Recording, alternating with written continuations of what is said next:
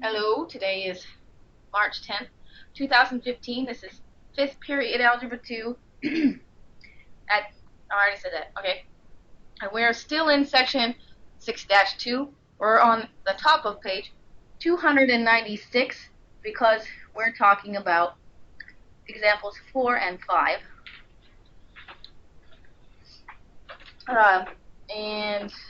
Okay, there it is, Miss Chris. So yesterday, we learned about how to graph these things and how to find the roots, aka solutions, aka zeros of a parabola. And those occur when the parabola touches the x-axis, thereby making y 0. Today, we're going to learn how to estimate those solutions. Hooray! Okay. Estimate roots. There we go. I'm reading a little paragraph at the top of the page. Once I zoom in here, the CCTV. There we go. Often exact roots cannot be found by graphing.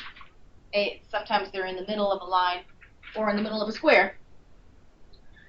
In this case, you can estimate solutions by stating the consecutive integers between which the roots are located. So for instance, if your parabola crosses the x-axis between two grid points, you would just say the solution is between, say, -1 and 0. Okay, let's see what that looks like. For example, 4. Estimate roots. Solve -x² plus 4x minus 0 by estimating or by graphing. Does this parabola open up or down just by looking at the equation? Down. Right, because the quadratic term is negative. If each root cannot be found, state the consecutive integers between which the solution is located. Solutions are located. All right. Well, of course, you always start with finding your vertex. What's the equation of the x-coordinate / axis of symmetry?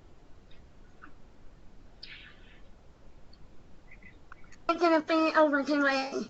Yep, you and Josiah said it. And he's whispering on purpose because I asked him to speak louder for the microphone. So quit that. Right, and in this case, that's -4 over 2 times -1. Read some. Telling you that. What? Oh. Sorry, no, I'm talking to Stormy. -4 over -2 is? 2. Right. So, find the table in your book and see what's going on. They decided, remember, you pick at least 2 points on either side of your vertex. So since our vertex point is 2, they picked 0, 1 for the left and 3 and 4 for the right. And I got -1, 2, 3, 2, -1. 0 is gone. There's no 0, and we've passed it twice. So that sort of indicates to me that our solution is on the interval we chose. So let's look at the picture. Okay? In between which 2 points does this parabola cross the x-axis? See if you can tell me, Stormy, with that crazy tactile graphic. On the next one. Because it might, in your book, look like it's sitting on top of it. So. Yeah, it is. Okay. Does any of my people over here in a loud voice want to explain what points the x solutions are between? Pretty, please. 0 and 1. Uh-huh. Yep. 1, 4. Okay, that's right. 0 and 1 and 3 and 4, and he sounds like a robot. Okay. So then you just say as it does here, the x-intercepts of the graph are between 0 and 1 and 3 and 4. So the solutions are also between 0 and 1 and 3 and 4. That's all you have to do. Because you would need to be pretty darn precise to be able to say, oh, I think that's like 2/3, and that one's like 3 7/8. I mean, I don't know. You could be completely wrong. Also, pictures are very misleading. Okay? Yeah. So it's okay to just have the interval there. Okay. So the last part of the section is that real world problem. Do you remember the dude that jumped out of a plane? Mhm. Yeah. Do you remember that weird equation? No, but that's okay because it's going to repeat it for us. All right. For many applications, so I'm past the example. For many applications, an exact answer is not required, and approximate solutions are adequate. Excuse me. Another way to estimate the solution of a quadratic equation is by using a graphing calculator. And yes, that is true. And the graphing calculator can kind of be a little more precise sometimes, especially if you get some weird solution like 0.5279823. You're not going to be able to figure that out by looking at it / feeling. All right, let's read example 5. Write and solve an equation. Extreme sports. So here's this guy. On March 12, 1999, this guy named Adrian Nichols broke a world record for the longest human flight. Huh, kind of cool. I wonder if it's broken now by somebody else. You know, 1999 was kind of a long time ago. He flew 10 miles from his drop point in 4 minutes and 55 seconds using a specially designed aerodynamic suit.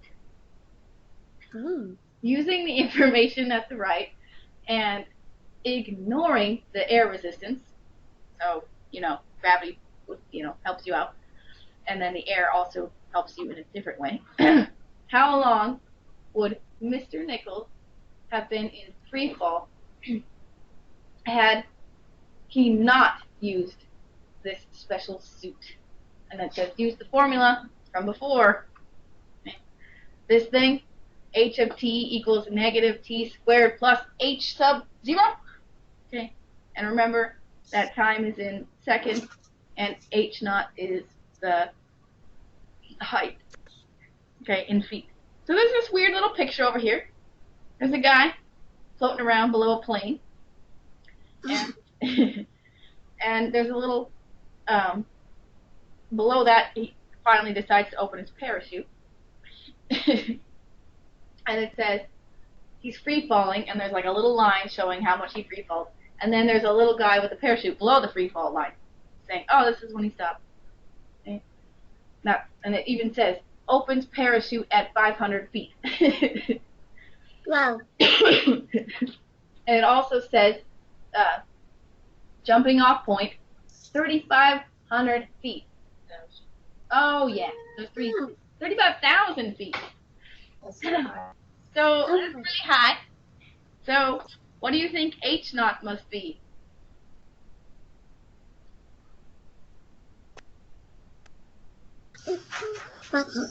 Right, h naught is the height that he started, Yeah. and that is that huge scary number of 35,000. And remember, he was in the Yeah. air or whatever for 500 seconds, whatever it said earlier. Too many words. Yeah. Okay. Yeah. So here we go. We need to find t when h naught is 55 or 35,000 and h of t is 500. Okay. So this, we just set up your little equation and plug in 35 1,000 for H naught, and your height is 500. So that's the H of t, your height after so much time. Okay. Then you have 500 equals negative 16t squared plus 35,000. This is why a graphing calculator comes in handy. Because this is a really big number. Do you want to graph, 35,000 squares? Probably not. Mm-mm. So it says graph the related formula, and then you solve. You solve, right? We want equals 0, so we have to get rid of the 500 by subtracting it. So 0 equals negative t squared plus 34,500, right? Because 35,000 minus 500 is 34,500. So, and then we graph the related function, and it repeats it using a graphing calculadora.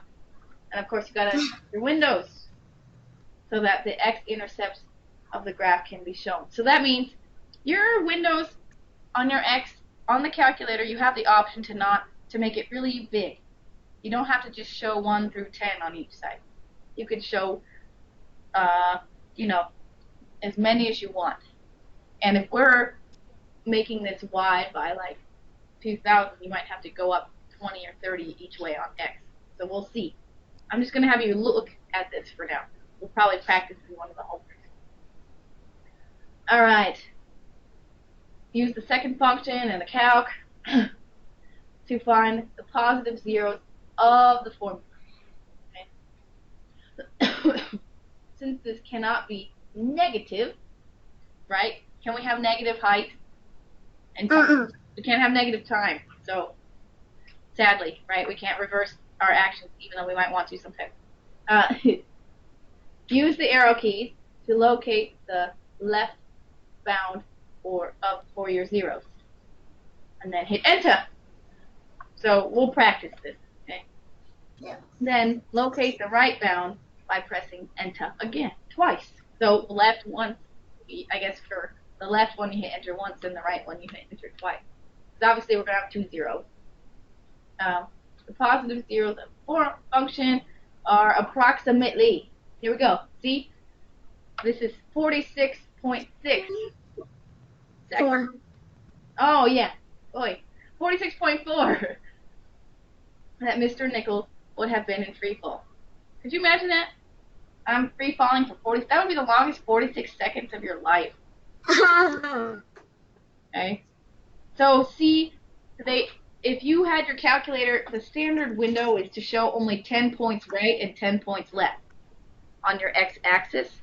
So, if we had our calculator set to that, it wouldn't work, right? It would say we wouldn't even show the parabola because our x-axis wouldn't be wide enough. So we're gonna practice it. So that's all for this part. I gave you all of those. Solve each question. There's a calculator. Nikki. Miss JJ just walked in. Let's do. I'm deciding. There's a bunch of number theory questions.